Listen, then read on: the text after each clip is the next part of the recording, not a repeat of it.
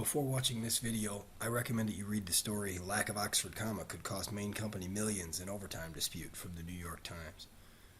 It's available to you in the same place you found this video. For now, I'll assume that you've read it. I'll also refer to the appeals court ruling about that case, which is available to you in the same place you found this video. If you've read the story, you know that an appeals court judge has decided for drivers in a case over an ambiguous law about overtime pay. Before we talk about it, first, a point of grammar. The serial comma, or the Oxford comma, is the last comma in a list. For example, consider the sentence, "She sells apples, oranges, and bananas."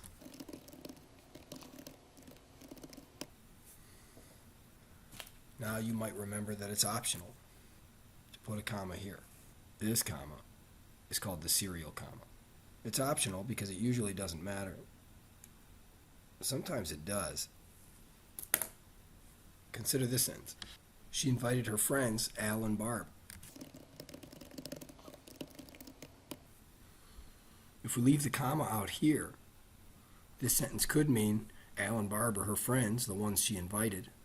Or it could mean she invited her friends, and also Al, and also Barb, with the implication that Al and Barb are not her friends. So the comma matters in that case. So, as you might have guessed, or you might know from the article, the comma matters in the case between Oakhurst Dairy and the drivers. Here's the part of the law in question. The overtime rules do not apply to the canning, processing, preserving, freezing, drying, marketing, storing, packing for shipment or distribution of these three items.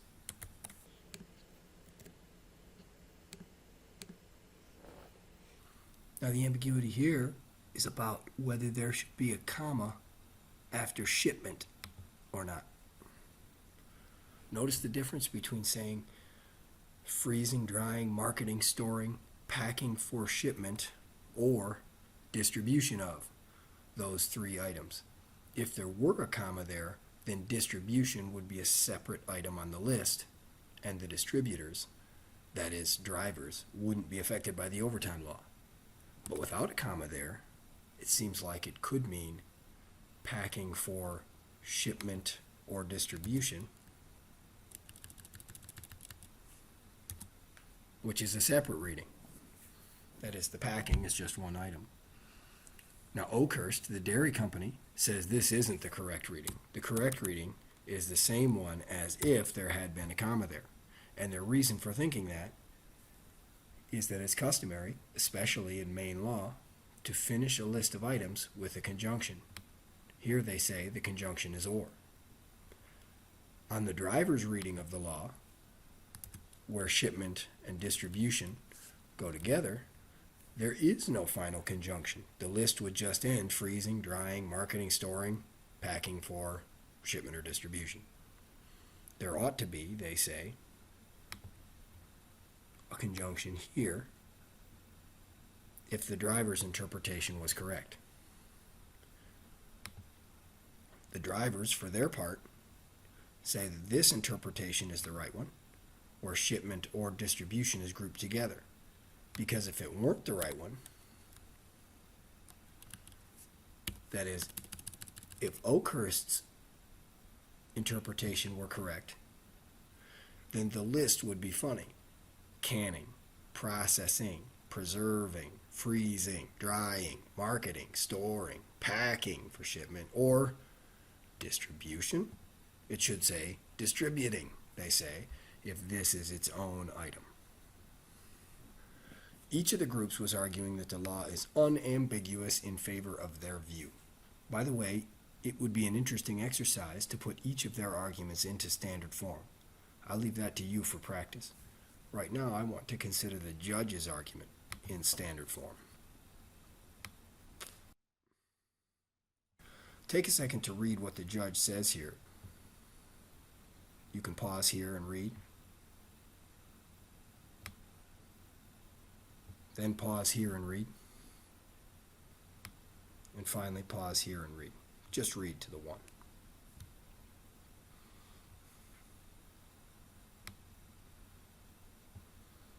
So he says what the earlier court concluded is that without the comma, the Maine legislature unambiguously intended for the last term to identify an exempt activity in its own right.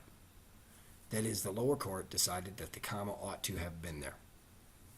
But he concludes that the exemption scope is not so clear in this regard. And because under Maine law, ambiguities in the state wage and hour laws must be construed liberally in order to accomplish their purpose, we adopt the driver's narrower reading of the exemption. Therefore, he reverses the lower court ruling. Let's see if we can get the judge's argument into standard form. Let's see if we can use indicator words and figure out what the parts of the argument are. At the beginning, he says, we conclude that the exemption scope is actually not so clear. I think that might be misleading in this case. This is a premise. The exemption scope is actually not so clear. And we conclude, the phrase we conclude is telling you that he's going to give an argument for that premise. Or in other words, that this is an extended argument. Anyhow, and because that's definitely a premise indicator, under Maine law, ambiguities in the laws must be construed liberally in order to accomplish their purpose, we adopt the driver's narrower reading. Sounds like that's a conclusion. We adopt the driver's narrower reading. And we therefore reverse, here's another conclusion, we therefore reverse the grant of summary judgment and remand for further proceedings. Let's just work on the little argument here for the conclusion, we adopt the driver's narrower reading. Let's say the conclusion is, so, the driver's narrower reading should be adopted. Now, what reason does he give for thinking that the driver's narrower reading should be adopted? Well, the initial reason is the exemption scope is actually not so clear. In this case, the exemption, by the exemption he means the exemption to the overtime law is not so clear. That is, it's ambiguous. The exemption to the overtime law is ambiguous. I'm paraphrasing. What's the next one? And because, here's another premise, under Maine law, ambiguities in the state's wage and hour laws must be construed liberally in order to accomplish their remedial purpose. We adopt the driver's narrower reading. If the law is ambiguous, the driver's narrower reading should be adopted.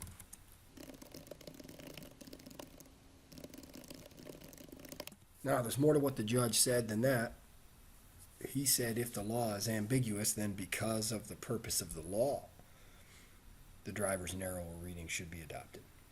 But let's call that evidence for the premise, and we'll leave it out of our main argument. If we were turning this into an extended argument, we'd have some justification from the judge that premise 2 is true.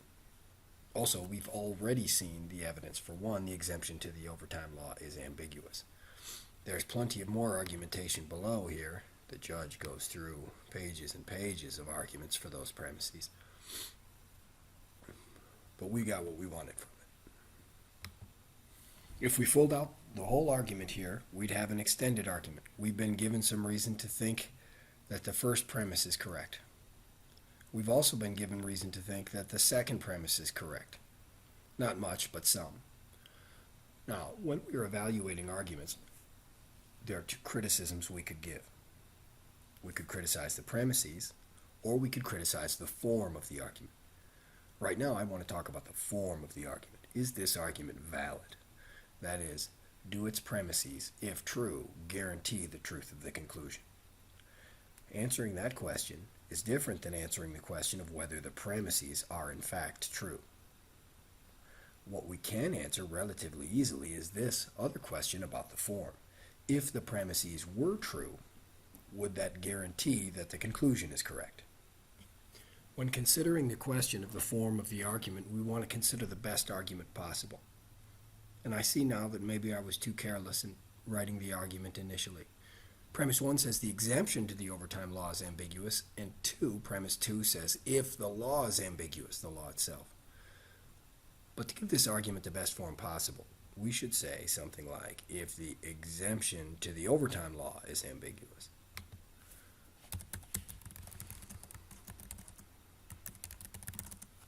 then the driver's narrower reading should be adopted. Then it follows that the driver's narrower reading should be adopted. I think we should use method 2 to evaluate this argument.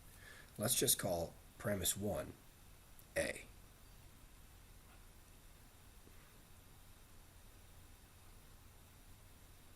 The exemption to the overtime law is ambiguous.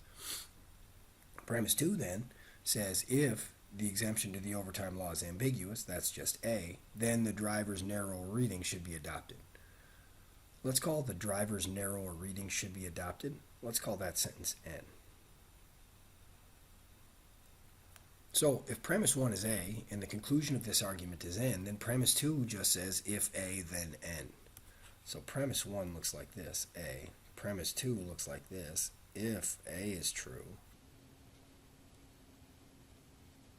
And then the conclusion is N. Now, if we're using method number 2, we're trying to substitute in for the sentences to give this argument true premises and a false conclusion. So we could try that for a while, try and plug in a sentence for A that makes the first premise true. So we'd have to plug in a true sentence for A. Now, we'd have to also plug in a false sentence for N to give this argument true premises and a false conclusion. So we'd have to plug in sentences so that A would be true and N would be false. But suppose we did that. Suppose we plugged in a true sentence for A and a false sentence for N. What about this if A then N sentence? If the first part was true and the second part was false, then the if A then N sentence wouldn't be true. Just plug in any example of a true sentence, like Alaska is in the United States. And an example, a random example of a false sentence, Nebraska is in Canada. If Alaska is in the United States, that's true, then Nebraska is in Canada, that's false. So what is the whole if-then sentence? True or false? Well, it's obviously false. If-then sentences say if the first part is true, then the second part is true. So we're not going to have true examples of this kind of sentence where the first part is true and the second part isn't. It looks like we'll never be able to give this argument true premises and a false conclusion. What that means is if the premises are true, now I'm not saying they are, but if they were true, then the conclusion would have to be true. You couldn't give it true premises and a false conclusion. That means this argument is valid. Remember, we haven't said that the premises are true. We've just said if they are true, then they guarantee that the conclusion is true. Let's briefly review what we went over. We talked for a little bit about ambiguity.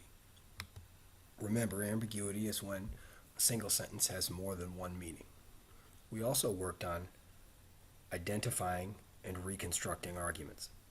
In this case, the judge's argument to find for the drivers.